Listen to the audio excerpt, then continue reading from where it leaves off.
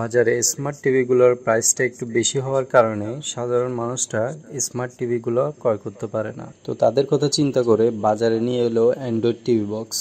আপনার বাসায় থাকা যে কোনো ধরনের নর্মাল টেলিভিশন হোক না কেন বা আপনার বাসায় রাখা যে কোনো ধরনের পুরাতন কম্পিউটার মনিটর হোক না কেন, সেটা হতে পারে এলসিডি মনিটর বা এলইডি মনিটর, অথবা আপনার বাসায় যে টেলিভিশনটা চলতেছে সেটা হতে পারে সাদা কালো টেলিভিশন বা যে কোনো ধরনের বক্স টেলিভিশন, সেটা আপনি ইউজ করতে পারবেন এই অ্যান্ড্রয়েড টিভি বক্স দিয়ে। আজকে রিভিউ করতে যাচ্ছি এই অ্যান্ড্রয়েড টিভি বক্সটা। তো সাথে আছি আমি তুষার। তো চলুন শুরু করা যাক।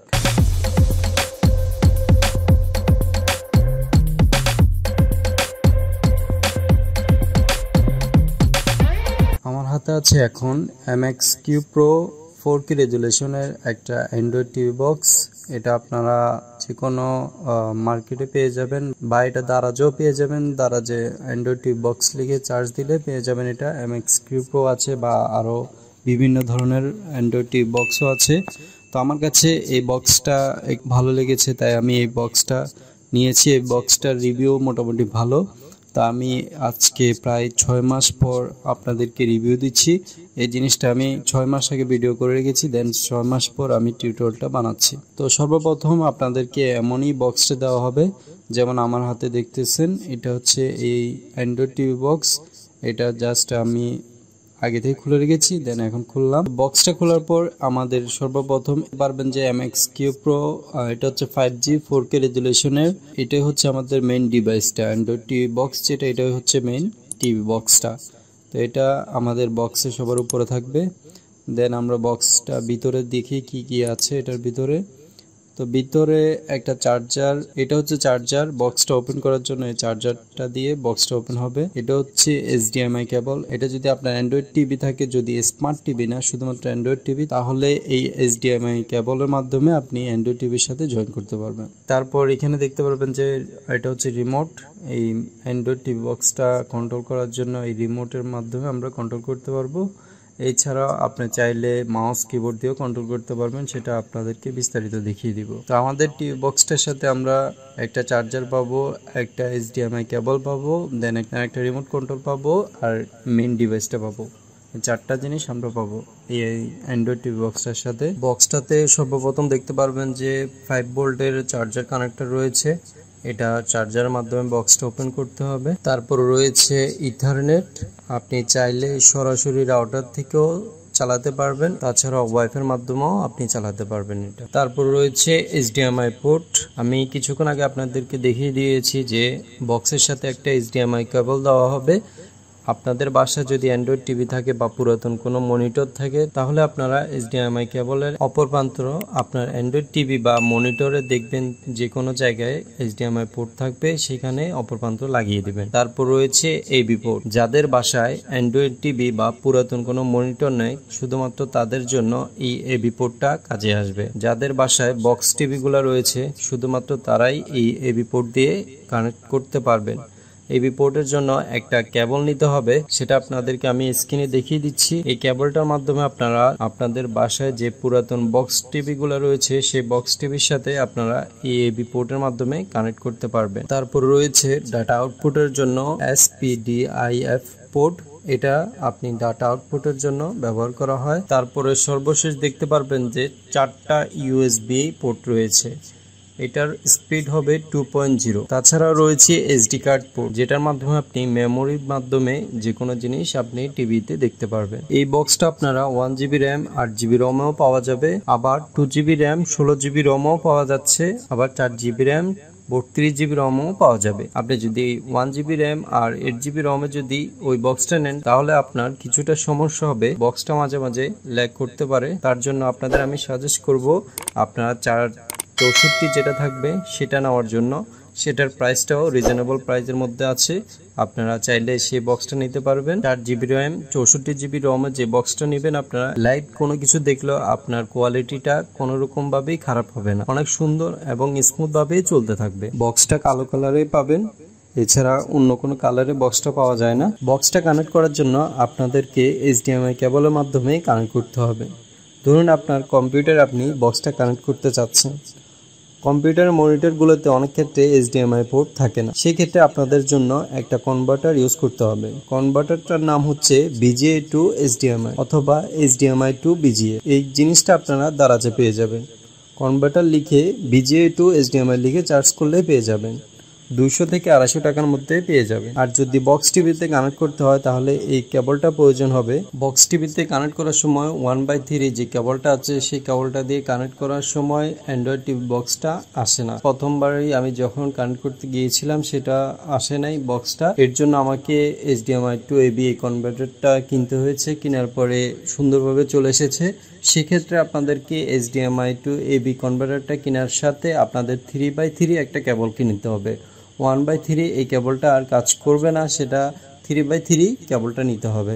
আপনি যদি পিসিতে ইউজ করতে চান তাহলে কনভার্টারটা লাগবে VGA to HDMI, আর যদি আপনি বক্স টিভিতে ইউজ করেন তাহলে কনভার্টারটা লাগবে HDMI to AV। আপনি যদি চান যে অ্যান্ড্রয়েড টিভিতে ইউজ করবেন, বর্তমানে অ্যান্ড্রয়েড টিভিতে HDMI পোর্ট থাকে, সেক্ষেত্রে আপনার কোনো কনভার্টার ইউজ করতে হবে না, HDMI কেবলটা কানেক্ট করে দিলেই হয়ে যাবে। আমি আপনাদেরকে দেখিয়ে দিচ্ছি যে কিভাবে আপনারা বক্স টিভিতে কানেক্ট করবেন। অ্যান্ড্রয়েড বা মনিটরে কানেক্ট করতে আপনারা সহজে পারবেন, কিন্তু বক্স টিভিতে একটু ঝামেলা আছে। আমি নিজে বক্স টিভিতে কানেক্ট করে আপনাদেরকে দেখিয়ে দিচ্ছি। বক্স টিভিতে কানেক্ট করাটা একটু ঝামেলার বিষয়, তাই জন্য বক্স টিভিটাই দেখাচ্ছি। বক্স টিভিতে কানেক্ট করার জন্য আমার এখানে দেখতে পাচ্ছেন যে আমি সবকিছু কানেক্ট করে রেখেছি। এখন জাস্ট আপনাদেরকে দেখিয়ে দিব কিভাবে কি কানেক্ট করতে হয়। প্রথমে আপনারা যে কনভার্টারটা নেবেন HDMI to AV, এই কনভার্টারের সাথে একটা সাদা কেবল দিবে। এই কেবলটা আমরা USB তে কানেক্ট করব, USB তে লাগাবো। দেন যে HDMI যে কেবলটা ছিল সেই কেবলটা বক্সের সাথে লাগাবো। দেন অপর প্রান্তে আমরা এই HDMI to AV এর সাথে কানেক্ট করব। এটা হচ্ছে ইনপুটে কানেক্ট করব। কানেক্ট করার পর আউটপুটে আমরা 3/3 একটা কেবল নেব। এটা হচ্ছে 3/3 কেবলটা। তো এখানে আউটপুটে আমি এই যে কালার মিলানো থাকবে, জাস্ট আপনার কালার মিলিয়ে কানেক্ট করবেন। কনভার্টারের সাথে এক প্রান্ত লাগাবেন, দেন অপর প্রান্তে হচ্ছে টিভি বক্স টিভি যেগুলো থাকবে সেগুলোর সাথে লাগাবেন। এখানে কালার মিলানো থাকবে। দেন আপনারা যে DVD বা CD যেগুলো লাগাইতেন ঠিক সেমভাবে লাগাবেন, কালার মিলিয়ে লাগাবেন, না হলে কিন্তু আসবে না। আমি সবকিছু কমপ্লিট করে রেখেছি অ্যান্ড আপনাদের স্টার্ট করেও দেখাচ্ছি যে আমার আসে কি না। তো দুঃখের বিষয় হচ্ছে যে আমি মোবাইল দিয়ে যখন ভিডিওটা করেছি, এই যে বক্স টিভিগুলোতে যখন ওপেন করা হয় তখন একটা পর্দার মতো আসে, সেটা কিন্তু সরাসরি বোঝা যায় না। যখন আপনি ভিডিও করবেন তখন আপনার স্ক্রিনে এরকম একটা পর্দার মতো আসবে। তা আমি এর জন্য আপনাদেরকে সরাসরি আপনাদেরকে দেখাইতে পারতেছি না, এর জন্য আপনাদের কাছে দুঃখিত। আমি ক্লিয়ারভাবে জিনিসটা বোঝাতে পারলাম না, কিন্তু এই জিনিসটা আপনারা যখন ভিডিও করবেন তখন কিন্তু আপনাদের সবার মোবাইলে এরকম শো হবে, কিন্তু সরাসরি আপনাদের HD কোয়ালিটিতে দেখতে পারবেন। আমি আজকে 6 মাস এটা ইউজ করতেছি। দেন আপনাদের অ্যান্ড্রয়েড বক্সে সবকিছু কানেক্ট করা হয়ে গেলে আপনারা আপনাদের বাসায় যে টিভিটা আছে সেই টিভিটা ওপেন করবেন। দেন আমরা অ্যান্ড্রয়েড টিভি বক্সটা ওপেন করব। টিভি বক্সটা ওপেন করার জন্য যে চার্জার কার্ডটা আছে সেই চার্জার কার্ডটা অ্যান্ড্রয়েড টিভি বক্সের সাথে কানেক্ট করে দেন টিভি বক্সটা ওপেন করবেন। টিভিটা ওপেন করার সাথে টিভির যে রিমোটটা আছে রিমোটে অপশনে গিয়ে দেখতে পারবেন যে AB লেখা আছে রিমোটের উপরে। দেন AB অপশনে আসবেন। AB অপশনে আসলে আপনাদের স্ক্রিন, আমার এখানে যে ইন্টারফেসটা দেখতে পারতেছেন আপনারা ঠিক এভাবে ইন্টারফেসটা শো হবে। তো আপনারা এখান থেকে কিছু সেটিংস করে নিতে হবে। ফার্স্ট অফ অল আপনাদের একটা জিমেল আইডি লাগবে। যেমন আমরা মোবাইলে আমাদের প্লে স্টোরে যে অ্যাকাউন্টটা করতে হয়, প্রথমে জিমেল আইডি দিতে হয় প্লে স্টোরে কোনো অ্যাপস ডাউনলোড করার জন্য, ঠিক এটা তো সেম আপনাদের প্লে স্টোরে থেকে আপনাদের জিমেলটা সাইন আপ করে নিতে হবে এখান থেকে। তো জিমেলটা আপনারা সাইন আপ করে দিবেন। এটা আমি দেখাচ্ছি না, এটা সবাই পারবে বিদায়। আপনারা প্লে স্টোরে গিয়ে জিমেলটা সাইন আপ করে দিলে আপনারা প্লে স্টোর থেকে যে কোনো ধরনের অ্যাপস আপনি ডাউনলোড করে নিতে পারবেন এখান থেকে। দেন আপনারা সেটিংসে গিয়ে ওয়াইফাই কানেকশন যদি আপনি ওয়াইফাই দিয়ে চালাতে চান তাহলে এইখানে সেটিংসে আসি ওয়াইফাই কানেকশনটা অন করে নিতে হবে। এখানে সেটিংসে আসলে একেবারে সবার উপরে দেখতে পারবেন ওয়াইফাই কানেকশনটা। ওয়াইফাইটা অন করলে আপনার ইউজার নেম আর পাসওয়ার্ডটা দিয়ে দিলে ওয়াইফাই কানেক্টটা অটো হয়ে যাবে, মোবাইলের মতোই সেম। আর যদি ইথারনেট দিয়ে ইউজ করতে চান তাহলে ইথারনেটের পোর্ট আছে এখান থেকে আপনারা কেবলের মাধ্যমে কানেক্ট করতে হবে। তো আমি আমার বাসায় ওয়াইফাই আছে বিধায় আমি ওয়াইফাই দিয়ে কানেক্ট করে নিয়েছি। আপনারা দেখতে পাচ্ছেন যে আমার এখানে ওয়াইফাইয়ের যে কানেকশনটা ছিল সেটা এখানে শো করতেছে। তো আমি আপনাদেরকে দেখিয়ে দিচ্ছি যে বক্সটা সত্যিই কাজ করে কিনা। অনেকেই বলতে পারবে যে এই বক্সটা আসলেই কাজ করে না। তো আমি আপনাদেরকে ইউটিউবে গিয়ে দেখিয়ে দিচ্ছি। দেন ইউটিউবের অ্যাপসটা অটোমেটিক এখানে থাকে, আর যদি না থাকে তাহলে আপনারা জিমেলে গিয়ে ইউটিউব অ্যাপসটা ডাউনলোড করে নিতে হবে। তো আমি ইউটিউবে গিয়ে আপনাদেরকে দেখিয়ে দিচ্ছি। আমি ইউটিউবে গেলাম, ওপেন করলাম। দেন ইউটিউবের এখানে দেখতে পাচ্ছেন যে ইউটিউবের ইন্টারফেসটা এখানে শো হচ্ছে।